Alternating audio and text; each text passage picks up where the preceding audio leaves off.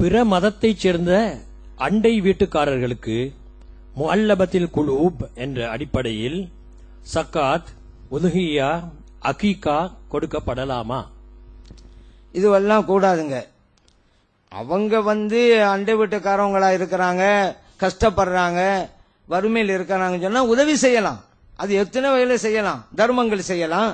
நம்ம மார்க்கத்துல ஜக்காத்துன்னு ஒன்னு இருக்குது, அதே போல சாதாரண தர்மம்னு ஒன்னு இருக்குது. ஜக்காத்து பொருள் என்பது முஸ்லிம்களுடைய ஹக்கு. அதுதான். ஐயோ மொத்தம் கொடுத்தா என்ன அப்படின்னு நம்ம கேட்க கூடாது. ஏன்னா இப்போ உதாரணத்துக்கு ஒரு ஆளுடைய ஹக்க பிடிங்க இன்னொரு கொடுக்கலாமா? ஒரு ஆள் இறந்துட்டாரு, அவரு சொத்து அவருக்கு பிள்ளைக்கு வரும். இப்ப பிள்ளைக்கு வர்ற ஒரு சொத்தை எடுத்து அடுத்த வீட்டுக்காருக்கு போய் இந்தாங்க நீங்களும் வச்சுக்கிறங்க அப்படின்னு பிடிங்க இதை எடுத்து கொடுக்கலாமா? கொடுக்க கூடாது. ஏன்?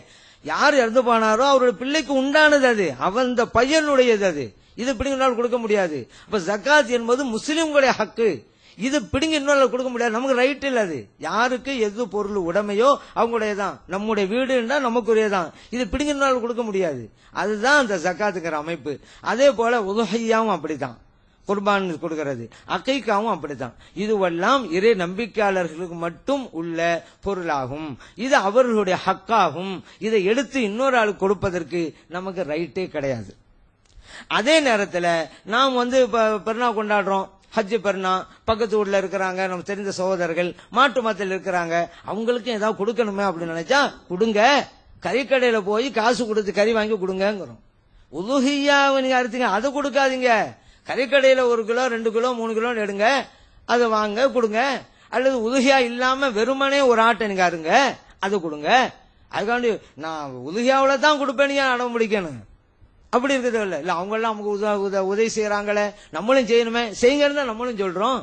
இதை எடுத்து கொடுக்காதீங்கிறோம். அது இப்படி கொடுப்பதற்காக பிரைவேட்டா ஒரு ஆட்டை எடுத்து கொடுக்கலாம். இல்ல அந்த அளவுக்கு வசதி இல்லைன்னா கடையில எத்தனை பேர் கொடுக்கணும், 3 பேர் கொடுக்கணுமா, 3 கிலோ கடையில போய் வாங்க வேண்டியது, ஆளுக்கு 1 கிலோ கொடுக்க வேண்டியது, அப்படி கொடுக்கலாம். ஆனா உதவியாக்கரே எடுத்து கொடுக்க முடியாது, அக்கைக்காரும் கொடுக்க முடியாது, ஃபித்ராவும் கொடுக்க முடியாது, ஜக்காத்தும் கொடுக்க முடியாது. காரணம் என்னவென்றால் இவைகள் எல்லாம் முஸ்லிம்களுடைய ஹக்குகள். இதை எடுத்து இன்னொரு ஆளுக்கு கொடுப்பதற்கு நம்ம ரைட் இல்ல, உரிமை கிடையாது. அப்படிங்கறத நாம் அறிந்து கொள்ள வேண்டும்.